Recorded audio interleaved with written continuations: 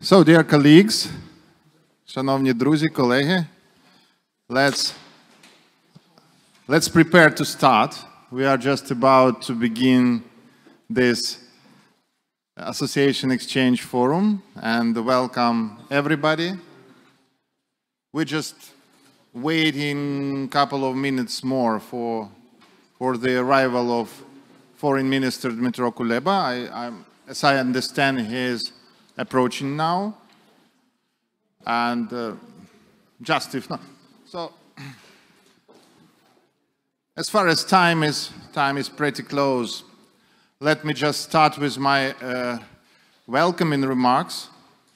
I'm Oleksandr Sushko, Executive Director of International Renaissance Foundation, and our foundation is behind this initiative from the very beginning. However, now I would like to mention, first of all, that this is a multiple fathers initiative. This is a genuine international project which was born already almost 5 years ago. And now it's number 4 forum. Yeah, it's 4 years ago. It was unfortunately the break a year ago when we missed previous year because of COVID. So last forum was 2 years ago. And now we are reviving, we are just continuing the event, the annual event, which has proven to be effective platform of cooperation, expertise exchange, policy exchange between the 3 Eastern European countries who have association agreements with the European Union, and therefore they have an essential common agenda which frames their political space and their policy direction in many areas. And here I just to remind probably the most essential initiative which was born, which was framed here at this forum 2 years ago. It's the idea of associated trio. You remember Minister Kubilius at that time proposed, and one of those fathers. And then there was a process when the civil society platforms in all 3 countries subscribed to this idea. And exactly here at this forum 2 years ago, the civil society leaders applied, or they referred to the governments of 3 respective countries with an initiative to launch such a trilateral platform of associated countries, which was named Associated Trio. And it took few months for the governments to react and accept this idea. Just in a few months after this forum, 3 foreign ministers sent a letter to Brussels in order to establish specific format of 3 associated countries with the European Union. And then we have a good time behind. Now we have this wording of associated trio already incorporated in official language, which is not easy, you know, everybody who deals with official language. So that's just example of efficiency of this platform where we are now. And let me first of all refer to those who are behind, who are supporting this. These are, in the beginning, there was an initiative of 3 sister foundations, International Renaissance Foundation, Open Society Foundation Georgia, and Soros Foundation Moldova.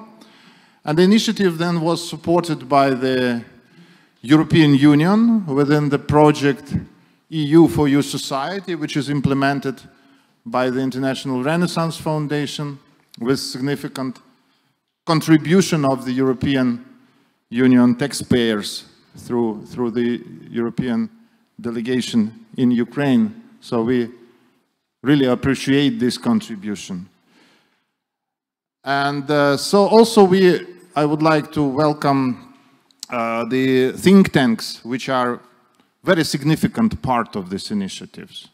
And this, in wider sense, civil society organizations, the platforms, in particularly EU, Ukraine, civil society platforms, and the platform of the Eastern Partnership Civil Society Forum platforms, but also the individual think tanks, which play a growingly significant role in designing, shaping, analyzing, providing expertise on the European integration of our three respective countries.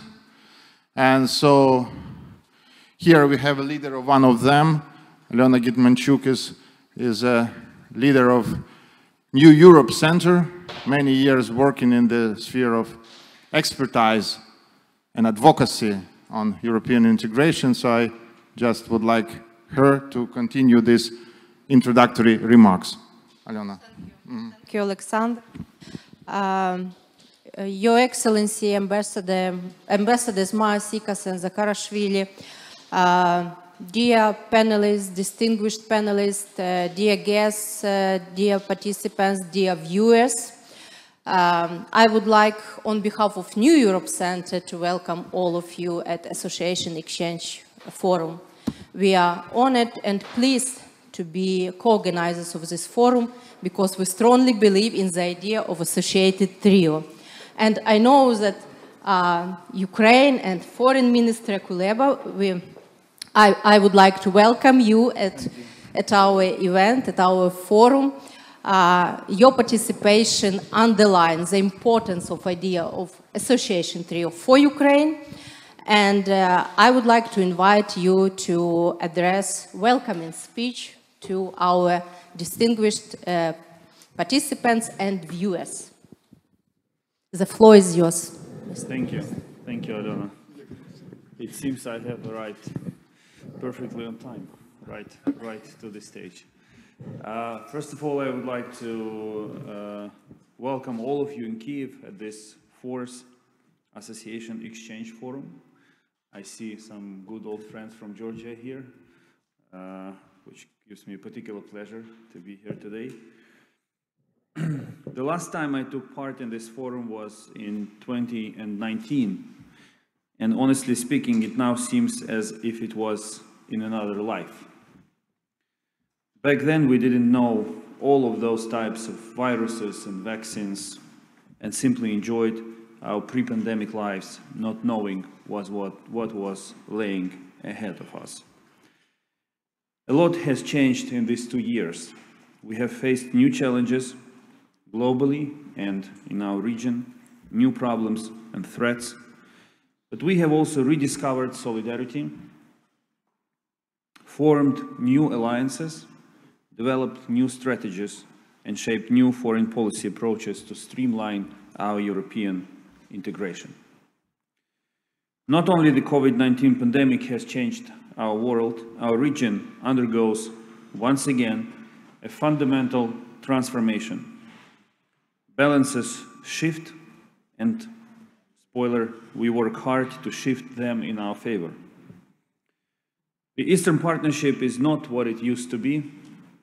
I think that this became a well-established fact. Armenia and Azerbaijan fought a war. Belarus slid away from the European path into Putin's claws. Russia's attempts to use natural gas as a weapon significantly intensified. Not only the Eastern Partnership, but the entire so-called post-Soviet space is no longer what it used to be. Actually, I think it will be fair to say that there is no such thing as post-Soviet space anymore. Trajectories of these region's countries have been way too different for way too long. These past 2 years have shown that the civilizational cleavages between groups and the countries are getting deeper. There is literally little reason to see the region through a single lens. International affairs have entered a period of fragmentation and, unfortunately, antagonism. This period will be over one day. Once we are out of shifting sands, traditional alliances will be reshaped. And as we all know, crises bring not only threats, but also opportunities. We have clearly seen these challenges coming and unfolding and wasted no time to take decisive, bold and proactive moves to mitigate them and confidently navigate our European and Euro-Atlantic course through the muddy waters of change. In these past 2 years, Ukraine became an enhanced opportunities partner of NATO. We have created 3 new regional alliances: the Lublin Triangle with Poland and Lithuania, Associated Trio with Georgia and Moldova, Quadriga with Turkey, Crimea Platform with 46 member states and international organizations becoming part of it. Ukraine has also signed 4 declarations on European perspective with EU members, and 3 more are coming soon. These are not just separate diplomatic initiatives. All of them are part of a new, ambitious foreign policy of Ukraine. Let me remind everyone that this year we adopted, and it may sound weird, but this is the fact, for the first time in 30 years of independence, the foreign policy strategy of Ukraine. Regional alliances and Ukraine's proactive policy in the Baltic Black Sea region are reflected in this document. This strategy is firmly navigating Ukraine to reach our objectives, even in the current circumstances of global instability, regional challenges, and, as I already mentioned, international antagonism, which paralyzes large, well-established blocs of states. Flexible supplementary regional alliances are a new trend in international affairs. With the Lublin Triangle, Associated Trio, Quadriga, and the Crimea Platform, Ukraine is leading, not just following this trend. Those alliances are more effective than the established old ones because they unite like-minded countries around very practical tasks and steps in their respective regions. When members of an alliance share the same vision of the past, present, and the future, it allows them to take swift decisions and act efficiently where large entities would have needed months to deliberate and overcome internal disagreements. And in many cases, unfortunately, they fail to achieve results. Today, for natural reasons, I would like to pay special attention to the Associated Trio. Together with my Georgian and Moldovan counterparts, we created this new format of international cooperation on May 17 this year in Kyiv. The idea of Ukraine, Georgia, and Moldova joining forces within the Eastern Partnership went a long way from being almost rejected in Brussels to accepting it as a new reality. I'm glad that we were able to overcome this skepticism. Just a few days ago, on October 12th, Ukraine hosted the 23rd summit with the European Union, and the Associated Trio was reflected for the first time in its joint statement. I want to stress that the Associated Trio underpins the strategic importance of the Eastern Partnership, not undermines it. Differentiation principle of the initiative is a driving force, not a roadblock. The Associated Trio is not closed to other participants. We are eager to share our experience with others and motivate them to follow our suit and our European integration footsteps. We believe that our success will inspire others and become a strong and positive transformative force in the region. Ukraine, Georgia, and Moldova form a very natural alliance in our region. In the current political turmoil and security vacuum, the Associated Trio is an island of democracy and resilience. The events of the past 2 years forced us to step out of our comfort zone and urgently focus on resilience. be it countering Russian aggression and its hybrid warfare in Europe, gas price manipulation, fighting the pandemic, natural disasters, or jointly rescuing EU and Ukrainian citizens in the conflict zones. Taking this opportunity, I would like to thank our EU partners for their firm support of Ukraine's sovereignty and territorial integrity, including implementation of the non-recognition policy of the illegal occupation of Crimea by Russia. That is a long address. Sorry.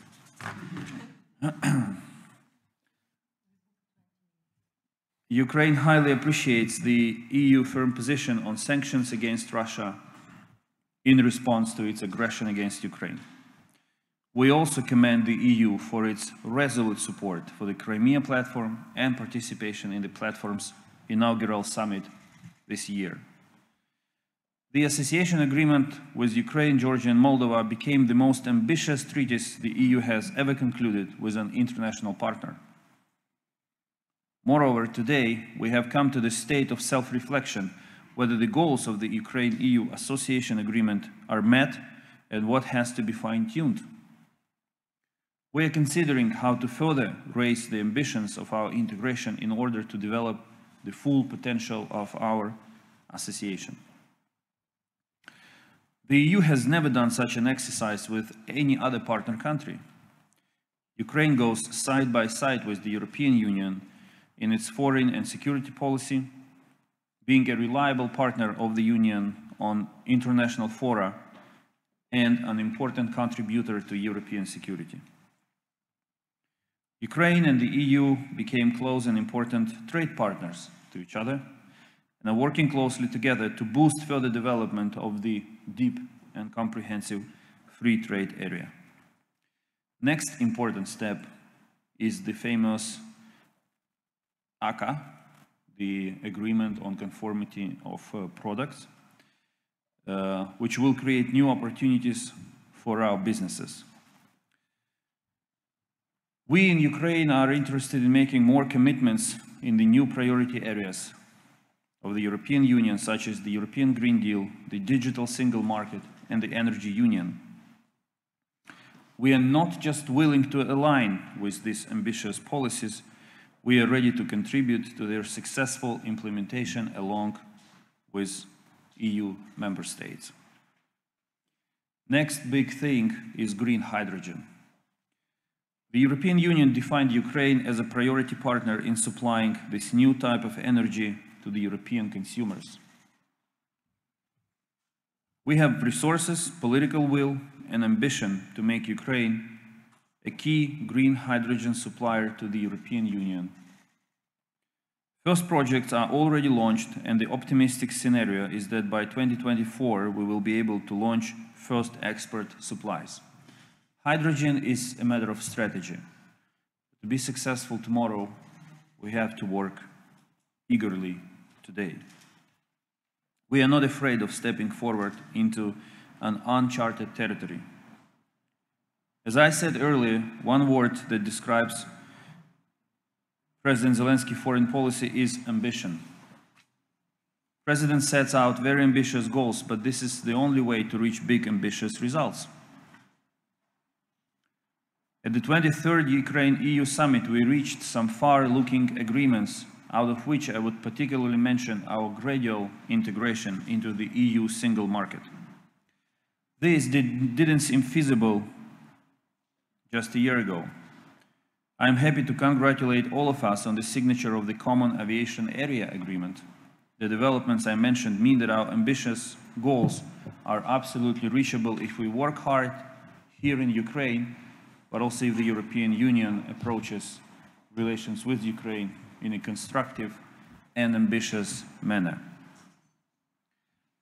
There have always been many skeptics of Ukraine's European success, both internally and externally. They doubted the signing of the association agreement, the visa-free, the common aviation area, and so on. They always doubt. We have no doubts. We understand where we are heading, where we are taking our country, and we are doing it. Their skepticism has only mobilized our efforts and pushed us to be more proactive and forward-looking. We have always believed in our cause, and we will continue to believe in it. Europe cannot be complete without Ukraine. Ukraine cannot be complete without Europe. Ukrainian identity is part of the mosaic of European identities. And I'm happy that more and more European nations and their leaders clearly perceive Ukraine as one of them. We need a clear signal that our ambitions matter, that our European aspirations are welcome, that our reforms are systemic in the sense that they contribute to the pan-European legal order. The goal of the EU membership is sealed in our constitution, and this process is irreversible. We understand that every next wave of the EU enlargement gets more demanding and time-consuming.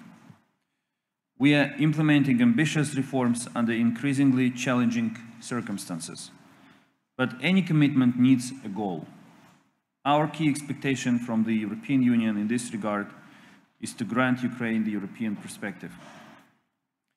This decision would require simply a political will of the European Union with no institutional commitments, but it will play a very significant role. First, a certain EU perspective will be a huge motivating and transformational force for Ukraine. And I would like to recall that no Central European country since 1989 achieved success without seeing a very clear perspective and the promise of the EU membership in the end of its road of transformation.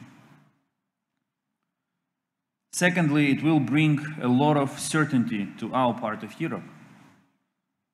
This part of Europe shares European values and considers itself to be an eventual part of the European family.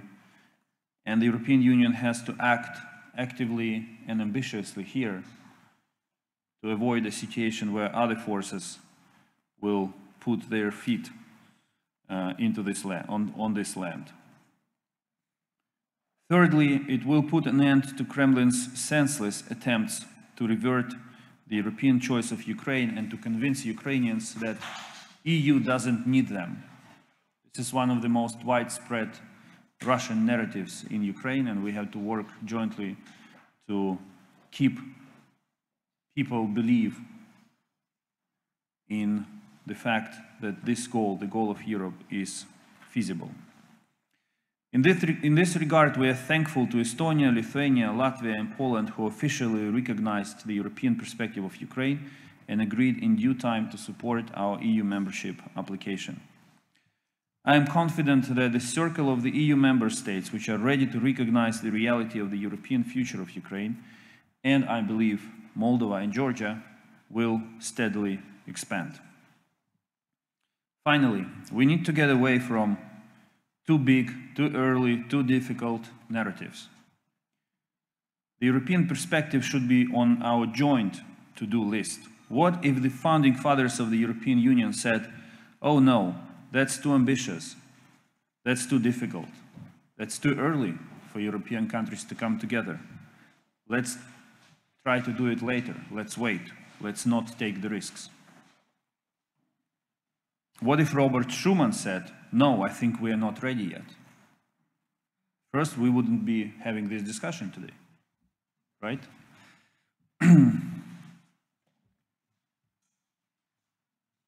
We need the association trio as a driving force and as a clear message to the European Union that three nations in this part of the world are not neighbors.